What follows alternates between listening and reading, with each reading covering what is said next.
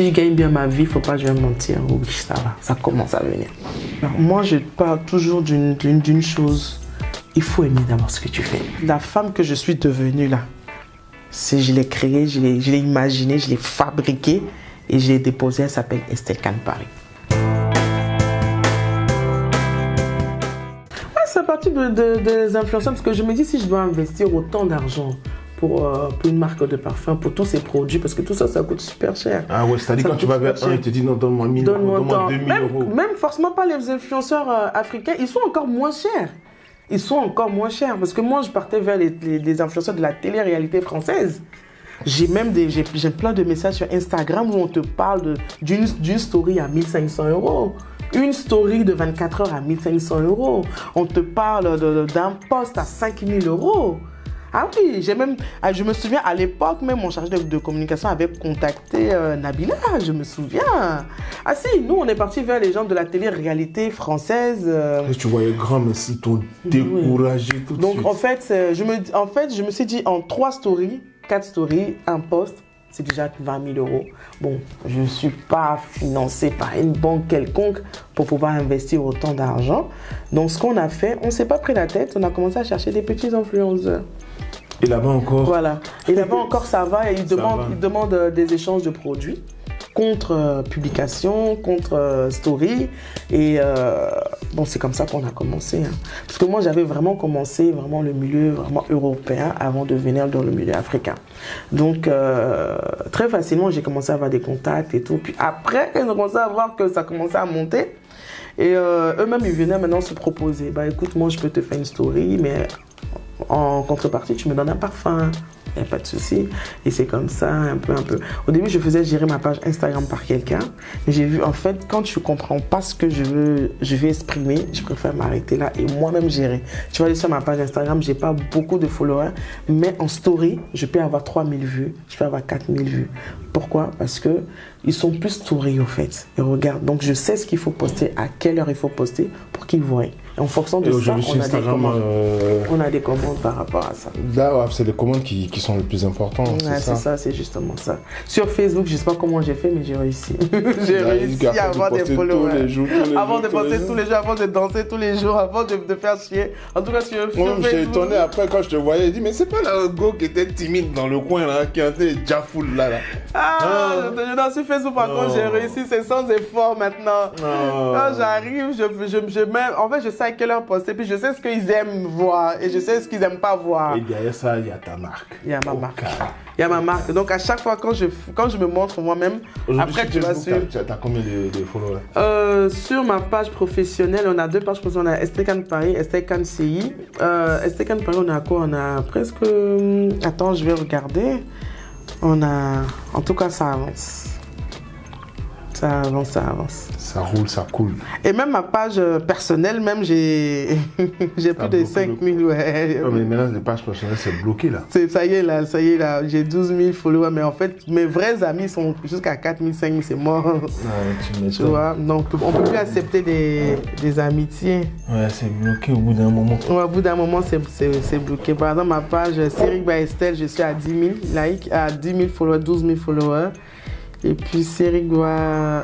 En fait, ça, c'est pas des choses que j'ai sponsorisées. Hein. C'est venu ça s'est fait tout seul. Okay. Tout seul. J'ai pas sponsorisé. Devant Dieu, le fait de toujours insister, eh ben, c'est parti tout seul. Voilà. Estelle Khan Paris, j'ai 10 000 followers. Mais j'ai pas vraiment... Je sponsorise même pas parce que je trouvais ça un peu banal. Toujours payer pour avoir ce qu'on veut. C'était trop compliqué. J'ai dit, bon, qu'est-ce qu'il faut faire? Eh ben, ce que Facebook aime, ce que le méta aime, ils aiment la qualité de tes vidéos et ce que tu montres. C'est tout. Une fois que tu as compris le système... Et tu es voilà. constant. Souvent, ils m'envoient des bravos. Continue à faire des réels, continue à poster. Ils m'envoient des bravos, des choses pour monétiser même ma page. J'ai même pas fait la demande. C'est eux-mêmes qui m'envoient parce que apparemment les réels que je fais sont vraiment bien et tout, que Facebook vraiment fait le tour avec ça. Est-ce qu'aujourd'hui tu penses que tu as atteint certains de tes objectifs? Alors, on va dire oui, parce qu'on ne peut pas dire en 3 ans de parcours, on n'a pas atteint, c'est archi faux. j'ai atteint, le plus gros c'était la communication. Et je pense que j'ai quand même réussi parce qu'aujourd'hui, c'est plus moi qui vais vers les gens pour demander à participer à leur événement, à faire des stands et tout. C'est les gens eux-mêmes qui viennent à moi maintenant. C'est des gens eux-mêmes qui viennent à moi. Ça a été quelque chose que je me suis battue pour réussir. Et la deuxième chose, même les fournisseurs, hein, avant c'est moi qui partais chercher. Mais maintenant, avec ce que je fais, eux-mêmes viennent vers moi. Écoutez, on a tel produit qui est fait, on a des flacons disponibles. J'en ai, tu vois, là, par exemple, à chaque fois qu'il y a des événements par exemple, de packaging, on dit ça packaging. Donc à chaque fois ils m'appellent, je participe à des événements. S'il y a par exemple des salons de parfums, on me contacte directement par email. Est-ce que tu veux venir présenter tes produits? Je pense que sur ce côté-là quand même j'ai été référencée parce que j'ai mis la patate et maintenant ça va. Super. On vient vers moi. Aujourd'hui en tant qu'entrepreneuse, est-ce que tu gagnes ta vie? Alors, on va dire, il y a 3 ans, je gagnais rien du tout. Je gagnais rien du tout parce que j'investissais seulement. Je mettais. Et il y a 1 an et demi, je vais mentir, sinon tu vas pas trouver ce beau cadre avec tout ce qu'il y a, à l'intérieur. Je réinvestis très vite. Pour pas me perdre et je reste modeste au fait parce que même si tu fais un bon chiffre d'affaires, faut réinvestir, il faut acheter le matériel parce que ça coûte super cher. Il faut être vraiment... Le plus gros, c'est d'avoir du stock. Parce que quand l'année débute, les événements s'enchaînent jusqu'à la fin de l'année.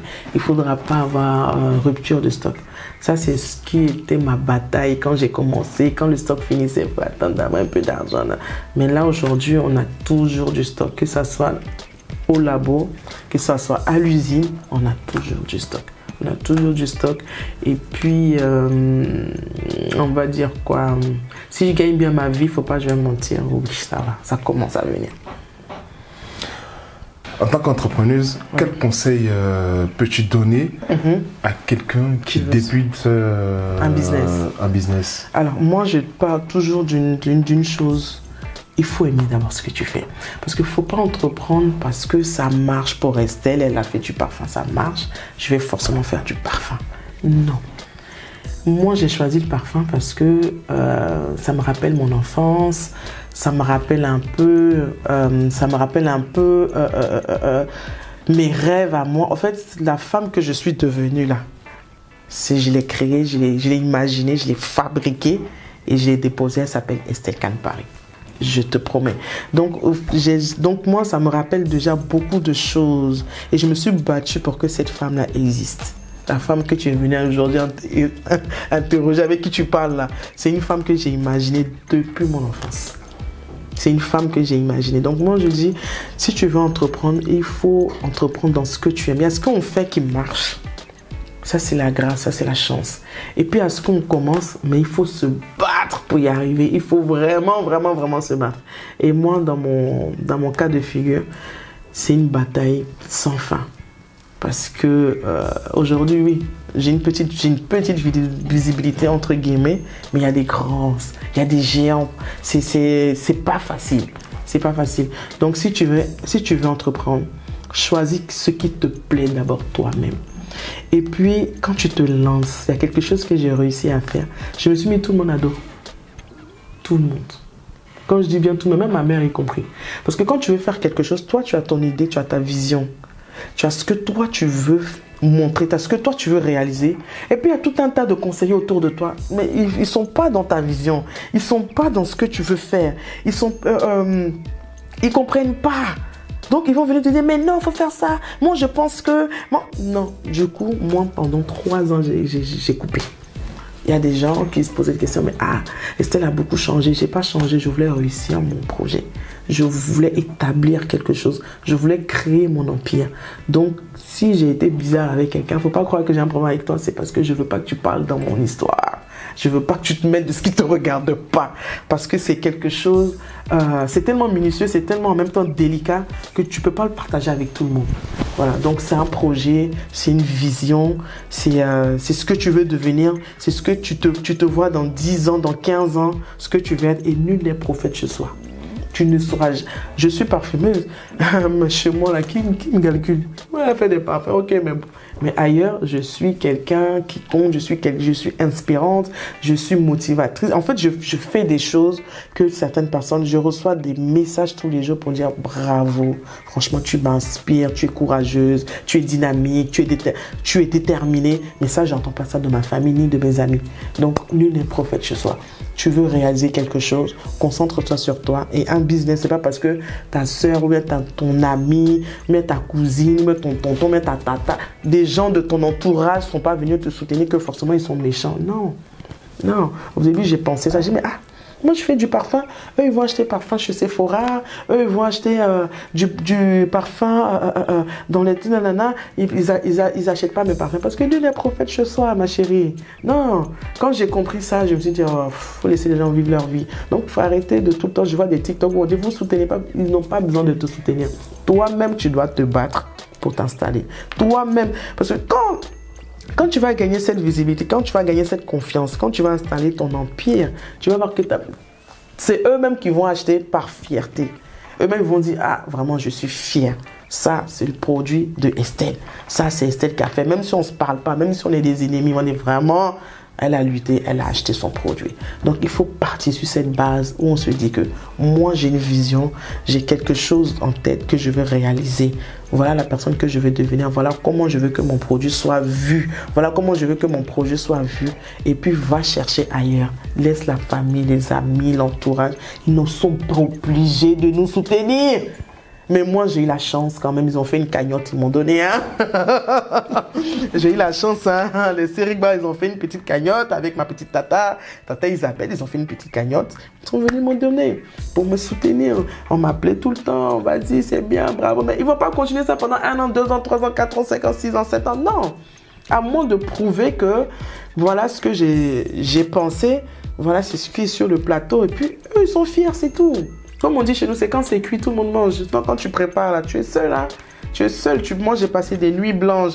J'ai eu même à faire des dépressions parce que ça ne décollait pas. J'ai investi autant d'argent. Une fois, ma mère est venue me dire, mais tout cet argent que tu as mis dans ce business-là, Estelle, tu aurais pu acheter un terrain puis construire un immeuble parce que c'est trop. Tu as trop investi. Mais j'ai un rêve, j'ai une passion. Je peux faire quoi? C'est ce que je veux devenir, que je suis en train de créer. Aujourd'hui, quand je sors, on me dit, c'est la dame qui fait les parfums. C'est une fierté pour moi. Je suis comblée, au fait. Je suis comblée. Donc, franchement, tu veux investir avec le cœur. N'investis pas avec la tête. On peut investir avec la tête et réussir. Ça, je vous dis que c'est la chance. Mais sinon, l'homme qui dit, je vais commencer un projet, puis au bout de 1 an, 2 ans, il a construit même... Le business est très, très difficile. C'est très très dur parce que aujourd'hui il faut se positionner. Après, il y a toute la communication qui est derrière. Après, il y a un chiffre d'affaires. Après, il y a tout ce qui est dépenses. Non, c'est trop. Donc, voir quelqu'un assis dans un bureau. Je suis derrière mon bureau, mais c'était une galère. Pour acheter cette table-là, j'ai fait comme ça. J'ai travaillé dans une cantine scolaire. Après, je suis allé travailler sur les bateaux parisiens. Après, parce qu'il fallait que j'ai tout ça. Et même pour avoir ce logement aujourd'hui que j'ai dû faire ça. Et tout ce que j'ai enchaîné comme événement, c'est des choses que je suis allé chercher moi-même, en fait. Je suis allé chercher. Je suis allé taper à des portes, toquer à des portes. Parce qu'il faut être aussi audacieuse. Il faut aussi être vraiment... C'est ton bébé, tu veux t'occuper de ton bébé, vas-y. Donc je vais toquer à des portes, j'appelle. En tout cas, je suis présente. Si tu me dis il y a quelque chose, quand j'entends réseautage, je suis déjà partie. Je ne sais même pas de quoi il s'agit. Tout à l'heure, on était où? Chez ma voisine qui fait Thermomix, je ne sais pas quoi. Tout ce qui est cuisine, moi je ne suis pas cuisinière. Mais le fait qu'il y a 2-3 personnes qui sont là, où je vais échanger, moi j'y vais. J'ai laissé au moins 3 cartes de visite. Chap. Tu comprends? J'ai parlé de mes produits. Donc, à mon tour de faire un atelier chez moi.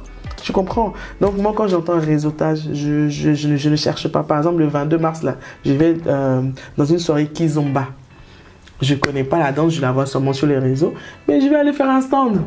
Parce que je vais chercher, je vais parler de moi. Et puis il faut enlever le côté où non, je suis timide, j'aime pas trop les caméras, je veux pas me faire voir. Ma chère, il faut te faire voir, mon frère, fais-toi voir. Parce que c'est ce qui va payer demain. Si je ne me faisais pas voir, est-ce que tu serais là, en fait, tellement je me fais voir tous les jours, tu dis, bon, celle-là, un jour, il faut que j'aille discuter avec elle. Et c'est comme ça. Et c'est comme ça. Et c'est comme ça, petit à petit, tu vas faire ton chemin. Petit à petit, tu vas te faire des contacts. Tu vas avoir ton propre réseau à toi. Tu vas avoir ton propre carnet d'adresses à toi. En tout cas, tu vas avoir ce qu'il faut. Et tu vas voir que les choses vont venir à toi tout doucement, tout doucement. Il ne faut pas courir. Tu n'es pas en concurrence avec quelqu'un. Franchement, moi, quand je vais en Afrique, là, je vais acheter, moi, j'aime bien la sauce aubergine. Quand je vais acheter l'aubergine, là, il y a 10 tatas, 10 femmes, elles font toute aubergine, là, comme ça. Moi, je m'en vais. Je choisis celle que je veux, j'achète mon aubergine. Mais tu vas revenir le soir, l'aubergine de tout le monde est fini. Donc voilà, ça c'est mon conseil de fin. Il faut aimer ce qu'on fait et puis il faut aller crescendo. Il ne faut pas courir. Parce que les réseaux sociaux, ça blague. Hein. Aujourd'hui, ils vont te faire croire qu'ils vont acheter tes produits. Quand ton premier stock finit, tu vas acheter le deuxième. Moi, j'ai vu des gens, premier stock était fini parce que les réseaux sociaux les ont lancés. Et puis, le deuxième stock n'a jamais été... Parce qu'il n'y a pas de suivi. Donc, pour vraiment installer un business, tu as tout un parcours à faire. Tout un parcours. Voilà. Franchement, merci pour ces conseils. Merci pour ces conseils. Il n'y a rien à dire. Je ne veux pas dire voilà ce qu'il faut retenir ou pas, mais je pense que tous ceux qui vont suivre cette émission verront un peu ce que c'est que l'entrepreneuriat. Et c'est le but de cette émission, c'est de montrer la vie personnelle des personnes qui se battent. Voilà, et voilà, un parfait modèle. Madame Seriba. Waouh. Waouh. Respect. En tout cas, merci. Respect. Elle a des enfants, elle ne s'est pas dit ouais, j'ai mes enfants, elle n'a pas cherché d'excuses. Non. Et je ne vais pas dire le contraire. Franchement, respect. Mais j'ai une question. Tu crois en Dieu? Ah, moi je crois en Dieu. Hein. Quand j'étais jeune, je chantais dans la chorale. Donc chanter et puis croire en Dieu, c'est différent. Non, je crois. Parce que si je ne croyais pas en Dieu, j'allais tout lâcher. Voilà. J'allais tout lâcher. Donc, la foi fait vivre. Avoir la foi, ça fait vivre. Parce qu'il y a des moments où j'ai pris ma Bible et puis j'ai jeté ma Bible. J'ai failli même la déchirer. C'est ma mère qui a dit, ne fais pas ça. Dieu, il voit toutes tes peines, tes souffrances. Il voit tes douleurs. Il voit tout. Et Dieu aime ceux qui travaillent à la sueur de leur front. Tu verras qu'un jour, ça va payer. Un jour, ça va payer. Et aujourd'hui, je dors avec ma Bible, je me réveille avec ma Bible. J'ai même un père spirituel qui m'accompagne. Gloire à Dieu. Franchement, il n'y a rien à dire. Rien à dire. En tout cas, c'est sur ces mots qu'on va demander la moitié de la route. Parce que nous, encore, on a du chemin encore. On va dire à tous ceux qui suivent... qui suivent Estelle Khan, continuez à la suivre, bonifier encore ses followers, ses vues, bonifier encore, parce que cette émission va passer sur ses réseaux aussi. Je te dis vraiment merci aussi à toi de nous avoir laissé le temps aussi de pouvoir rentrer dans ton intimité. Tout à fait. Parce que en même temps, aujourd'hui, c'est un jour spécial. Nous pleurons notre vieille mère, notre grande sœur Astusso. Je vais à la veiller. veiller. Je ne suis pas là. Nous allons à la veiller. On va à la veiller. Et depuis ce matin, ne faisait que parler de Astusso. Ce soir, c'est sa veillée, parce que Astusso l'a apporté aussi, lui a donné aussi de la force. Franchement, aussi, j'ai un truc à dire. Cette femme-là, je l'ai connue, ça fait bientôt 2 ans. 2 ans qu'elle est décédée. Moi, je la connais, ça fait plus de 10 ans. Plus de 10 ans. Mais en 2 ans, cette femme est rentrée dans ma vie. Je vous jure que je suis partie à ses funérailles à Abidjan. Ah, Dieu reprend très vite les gens qui nous apportent quelque chose. Moi, j'ai connu cette femme-là, j'avais pas de visibilité à Abidjan. J'avais fait déjà mon lancement, j'avais ouvert ma boutique, j'avais plein de choses. Et j'ai eu son contact par rapport à quelqu'un pour faire venir mes produits. Et comme ça, elle m'a au téléphone, puis elle me dit, qu'est-ce que tu veux que je fasse pour toi? J'ai dit, non, c'est juste que j'ai besoin que tu me fasses venir mes parfums, parce qu'on est le mois de décembre, je fais des petites ventes privées et tout ça. Elle m'a dit, ok, je me charge de ça. Mais ce qu'elle a fait, elle a fait venir non seulement les produits, à n'importe... Il était 4 h du matin, elle a attendu jusqu'à 4 h du matin, elle a pris les produits, elle est venue à la boutique à 4 h du matin, et là, on s'est assise, on a fait tout un plan. C'est-à-dire, on a fait un plan d'attaque, une stratégie pour vendre ce stock-là. La femme n'a pas dormi. Le lendemain, on a commencé à... Comme si elle me connaissait il y avait 20 ans, 10 ans. Je sais pas, elle est rentrée dans mon cœur. Elle est rentrée dans mon âme. Elle a commencé à me soutenir, me présenter des gens. On faisait le tour de Hongrie. C'est ma fille. Elle fait des parfums. Il faut acheter. Des gens achetaient juste parce que c'était Astusso. Des gens achetaient juste parce que c'était Astusso. Et après ça, on est revenu à Paris. Elle m'appelait tout le temps, tout le temps. Tout ce que je faisais. La dernière fois quand je suis rentrée de son enterrement, j'avais un événement. Avant de partir dans les événements, c'est elle qui me réveille le matin pour me demander est-ce que j'ai tout rangé, est-ce que j'ai fait ceci, est-ce que tu as fait cela, est-ce que tu as fait cela. Et quand je vais à ma vente privée, elle me demande tu as vendu bien, tu as vendu pour combien, mais c'est pas grave si tu n'as pas tout. Au retour dans le taxi, j'ai repleuré ma vieille mère. J'ai dit non, il me manque quelqu'un, Astou. J'ai pleuré jusqu'à l'arrivée. Ouais, personne n'aime Astusso. Ouais, quelqu'un, on va dire, toute personne qui l'a côtoyé à un moment donné, a gardé quelque chose d'Astusso. Moi, franchement. À travers cette émission, nous te rendons hommage à Astusso. Tu mérites. Elle mérite. Tu mérites ça. Voilà. On salue aussi toute sa clique, Valérie Bambola. Oui, ma vieille mère. On se voit là-bas tout à l'heure. Valérie Bambola. La Bambola. Tu as demandé pourquoi tu n'étais pas dans l'émission. Un jour, on va tomber sur toi là-bas, ma soeur. Ça, c'est notre bad day. Et tu vas nous parler de Astusso. Parce que ça fait 20 ans. La Bambola. On parle de toi ici aussi. Hein. Oh non, franchement, waouh. Chapeau, chapeau, chapeau. Bon, c'est sur ces mots-là qu'on va se laisser. À tout le monde, à tous ceux qui nous suivent, que l'émission prend fin. Voilà. Ma maman, c'est Estelle Kahn. Ma maman, elle est dans son bureau en train de faire des parfums.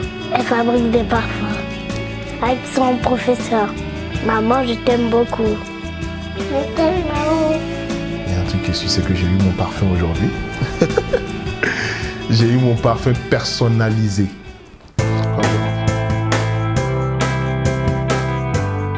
Vraiment, suivez cette télé-réalité. Vraiment, dans la vie, aussi pour ton concert. il faut quitter de zéro pour arriver toujours quelque part. Alors, coucou tout le monde, moi c'est Kelly, je suis d'origine béninoise, comme l'a dit. J'ai pas... C'est Didi Stone. Ah ouais, Didi Stone, voilà, enchantée. Didi Stone. Merci, donc moi c'est Kelly, comme je disais, je suis d'origine béninoise.